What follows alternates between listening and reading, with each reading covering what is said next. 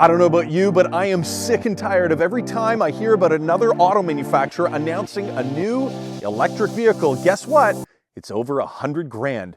Listen, we have a problem right now in the automotive marketplace. That problem is affordability. I'm sick and tired of hearing about the new electric Escalade, the new electric Lexus, blah, blah, blah. These things are all six-figure vehicles and they're simply unaffordable to the masses. But finally, there is a company that's doing something about it, and it's Tesla. Tesla has now launched the Model 3 Standard, and this is the most affordable vehicle that they have ever made. We've got it here. I'm gonna answer all your questions in this video, so let's get into it.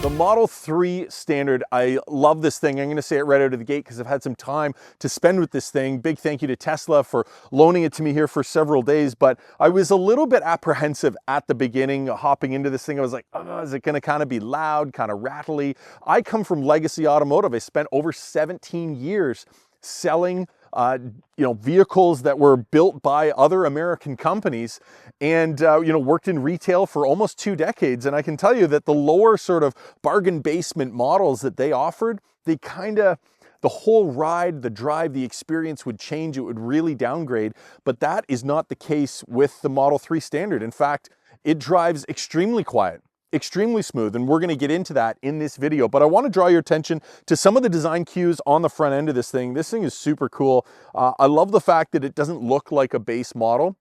We still retain the blacked out bezels, kind of roadster style headlights. We've even, they blacked out the Tesla logo on the front lid there, which I love. Sort of a lower lip spoiler here. Very, very aerodynamic on the front end. It's a really good looking car. Yeah, it's just super basic. As far as options go, there's nothing added to this. In fact, it does have the basic 18-inch wheels. Let's just take a quick look inside the frunk here. I've got this thing on the Tesla app. And look at this. Even on a basic model vehicle, you can just go right into the app, and we're going to go ahead, pop that frunk. We'll take a look inside here. And as you can see, it's, yeah, super, actually very spacious. It's not any smaller than the standard or the higher level than standard Model 3, the Deluxe and so on. Still tons of space in there. You've got your tow hook in the front, and it's got the weather stripping. So we can see there's been some rain that we've been driving through here, but nothing has gone inside. So completely weatherproof compartment in the front.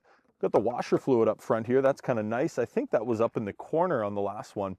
Gas shocks. So there's no, hood prop like a lot of basic vehicles would have. This is something Legacy Auto would get rid of. They get rid of the gas shocks, but this is fantastic. They retain them. So this thing, right out of the gate, we haven't even been into this thing for just a few seconds, and we already see something where Legacy Auto would have cut those right out and put in a hood prop, and that's not the case with Tesla. So let's give it a go closing it here. There we go. Give it a little push, and that latches right down. So that's interesting. We just took a look at the Model Y Standard, and it had a really cool kind of just easy close type of setup on it. That was cool. This one does not seem to have it, but that's still just fine. It works well. So come on around here. I want to show you guys the one feature of this vehicle that really makes it stand out from the higher trim levels. Something that if you saw this thing driving down the road or parked in a parking lot, you'd be like, oh yeah, okay, that's the Standard. And it is the wheels. This is the 18-inch wheel. And if you get a look here, you'll see that's kind of got like a flat face to it. They've got these sort of faux spokes here with a bit of a knurling texture, and the Tesla logo in the middle. Now these are removable. We can hear that kind of tinny sound from the plastic molding there. Wrapped in hand-cooked tires. These are a super quiet, very efficient tire. And these are removable, of course. You can pop these off. Let's just give that a go. Hopefully my hands don't get too dirty. But you just kind of go around the outer edge, and you can remove these aero caps. Of course, it will be worse efficiency when you remove it, but let's just take a look here, guys. Get some sunlight on it. Here's the big reveal. Boom. Super basic wheel. This is a steel wheel, okay? To my knowledge, this is the first Tesla that's being shipped with a steel wheel. Don't mind this little bit of rust. This is just a cast piece in the center. It's totally normal. All automakers have that. It's just a little bit of surface rust, no big deal. Lug nuts are on there. Everything looks pretty good, actually. Valve stem is easy to get to as well. And I notice how this wheel actually kind of bulges out and around, and that's to clear the big caliper that's on here. They did not downgrade the brakes, which I'm very happy to see. So this should have the same braking performance. The only difference might be in tire grip. This is a super eco-efficient tire, so I don't know if it'll grip as much as obviously a performance tire and that sort of thing, but nice big brakes with a decent sized caliper on there. So that is pretty cool. This guy just snaps right back on. All we do is line up the valve stem, and we get these little clips lined up, and then it should just slide right back on. There we go. Give it a little pop. There we go. Probably blown out the audio, but there we go. It's just that easy to put that back on. So coming around the side of the car, we got the blacked out door handles. The trim around here is, again, all blacked out, so there's no chrome on the Standard. In fact, Tesla kind of went away from chrome a couple years ago, which I'm happy about. Charge port is in the exact same spot. Of course, the NACS connector, and yeah, supercharging network is just a huge, huge pro to, you know, buying a vehicle like this, because you're going to have access and you're not going to pay as much as a non-Tesla EV. So that's something to think about as well.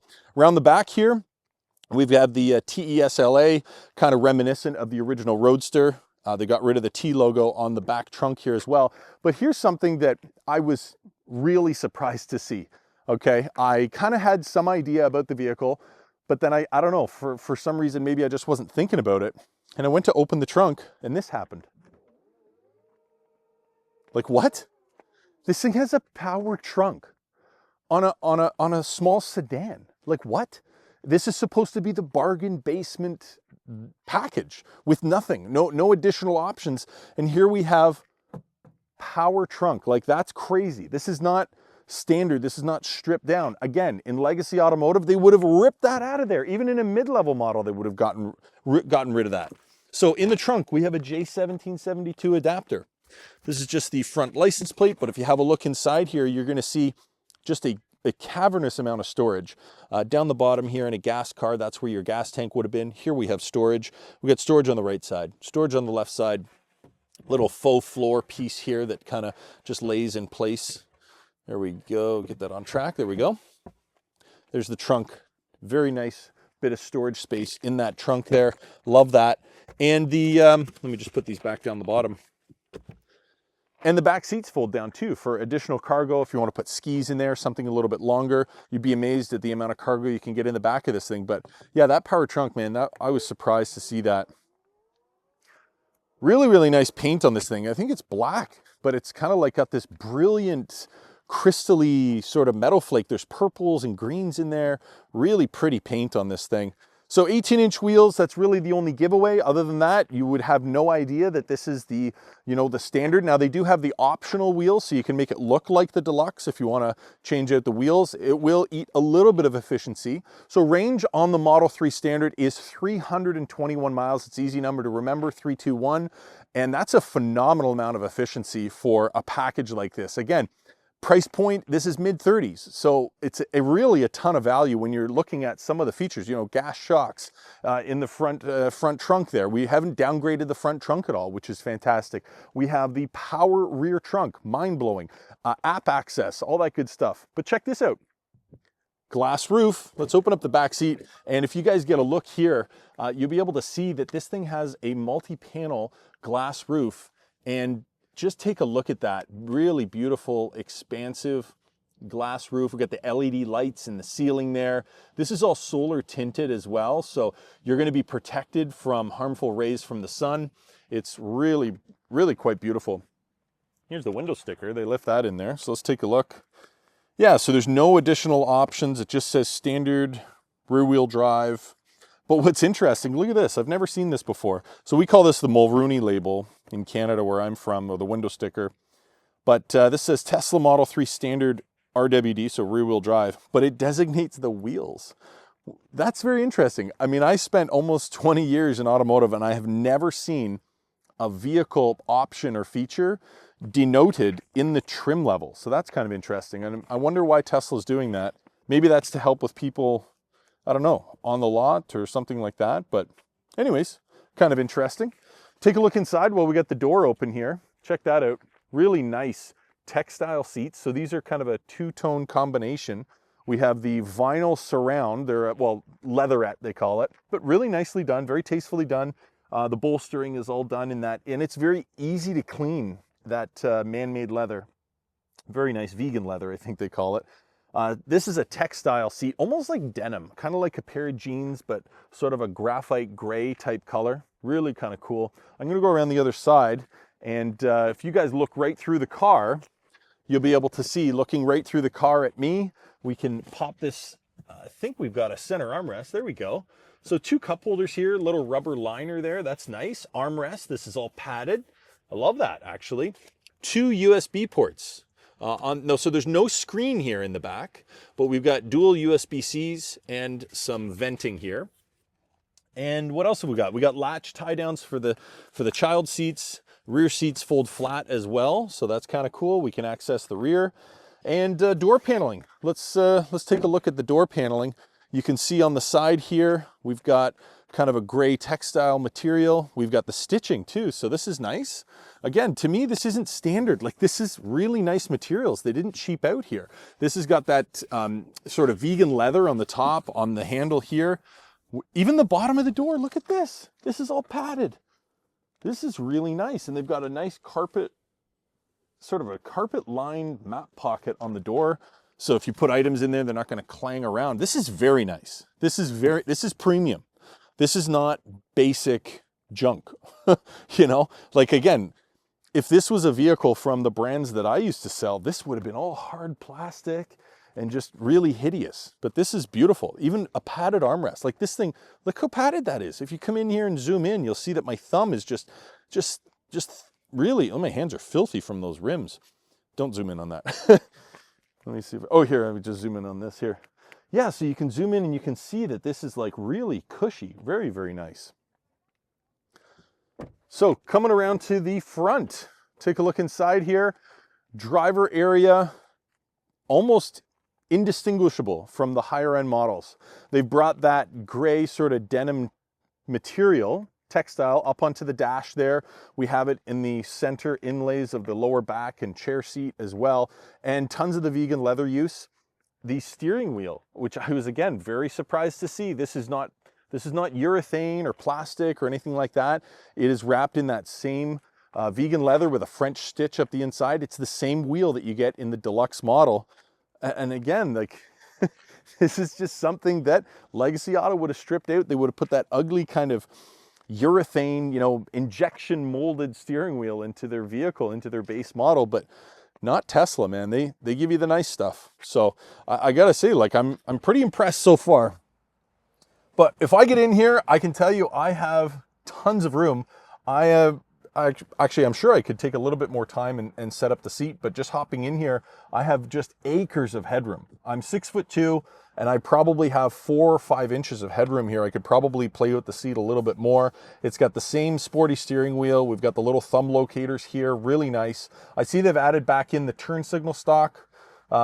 That's not for me, but some people like that. Again, if this is your first car and you're coming from a vehicle that has it, I totally understand. It's a great, you know, transitional car. And in my vehicle, I have kind of the thumb buttons here. Anybody that's ridden a motorcycle, you'd be used to the, you know, thumb buttons for a turn signal, but I do get why they brought that back in. And again, that's just to do with appealing to the masses, which this vehicle is going to. They are going to sell piles of these.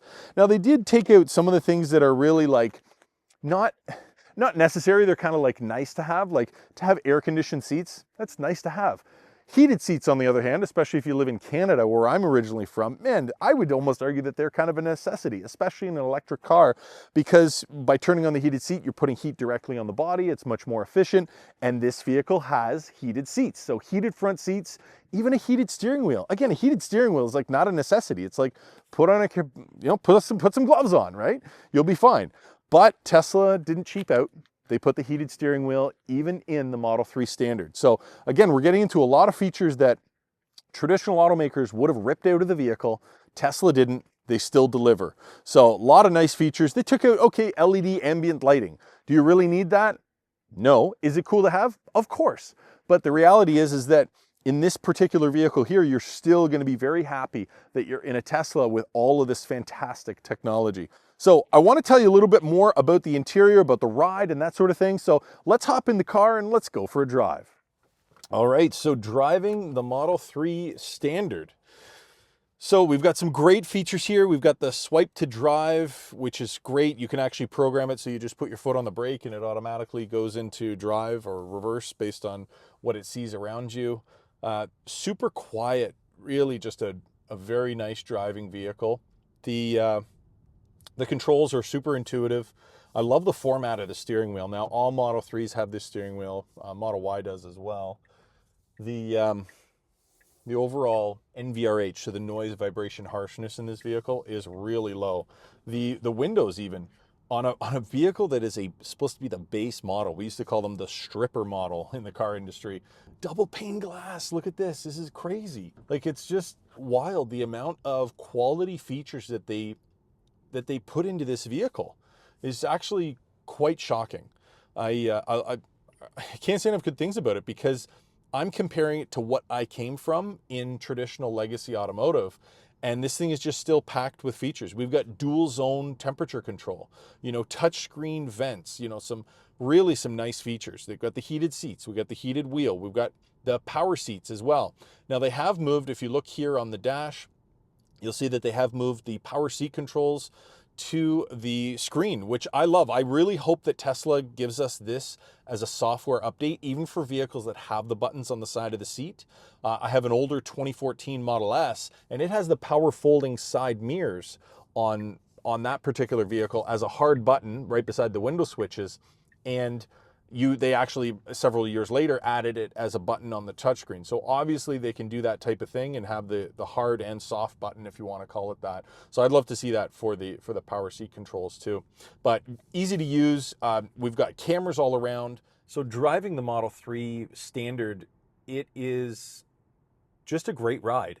I'm very happy with the way the suspension is. I feel that it's very well sorted, especially for an entry-level vehicle. Certainly not going to give you the same performance handling characteristics as the Model 3 Performance, something that's specifically tuned. But for what it is, for the average driver, I feel that this is more than enough, very much adequate, even more than adequate, actually. I think that you will have issues with the tires gripping and performing rather than the suspension. The suspension on this vehicle will well outperform the tires that come on it, especially with the 18-inch wheel setup, which is more of an eco tire that's on here.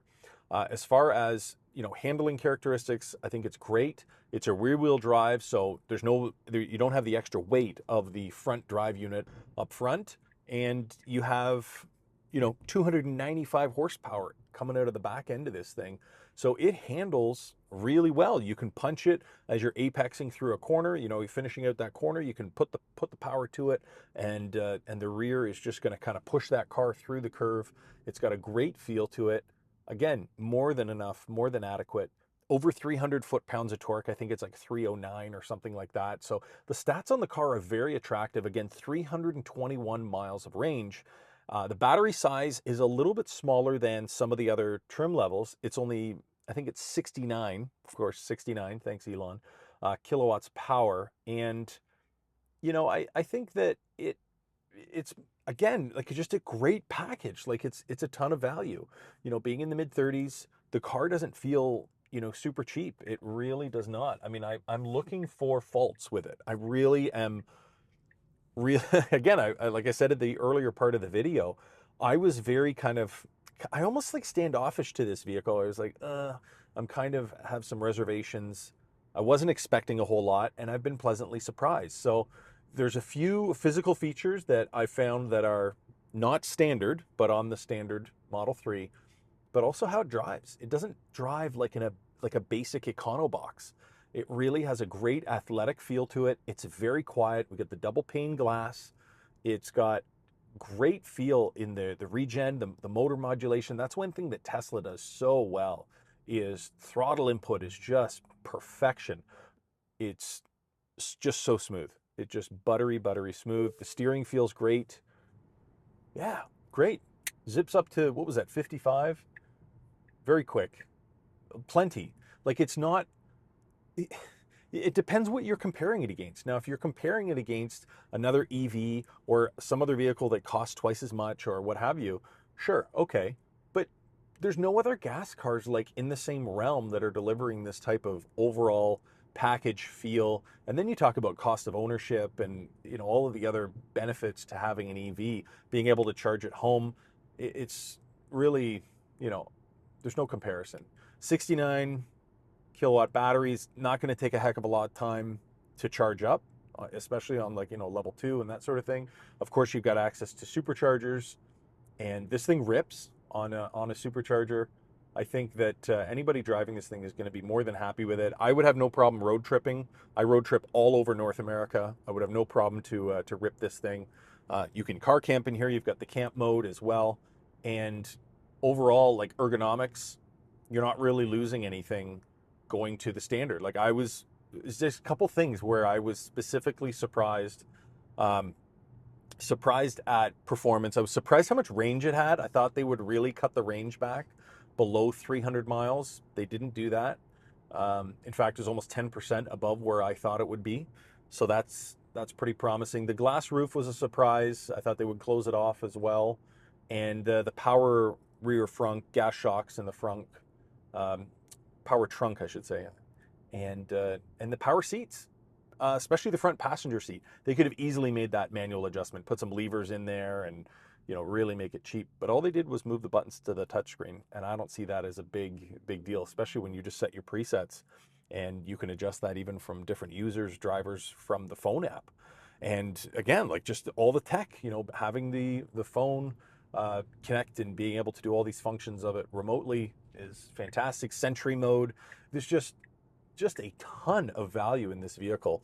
I don't know, like wireless charging pads. Look down here, you've got 2 wireless charging pads with the Alcantara, the suede backing. Now in the Model Y standard, it's kind of like a hard rubber, so it feels a little cheaper, but I understand too because they changed the console. This is basically the same console as look at that, soft close, beautiful console. Cup holders here. You've got the leatherette, vegan leather padding here too. They didn't cheap it out. It's not hard plastic. Even the magnet to suck that lid down, very, very nice. I don't see where they cheaped out on the car. I really don't. And I would totally recommend this vehicle. I would say there's no reason not to buy this car. Maybe you don't like the look of the wheels. Okay, change the wheels. Big deal. It's still a fantastic car. I love these seats. They're very, very comfortable.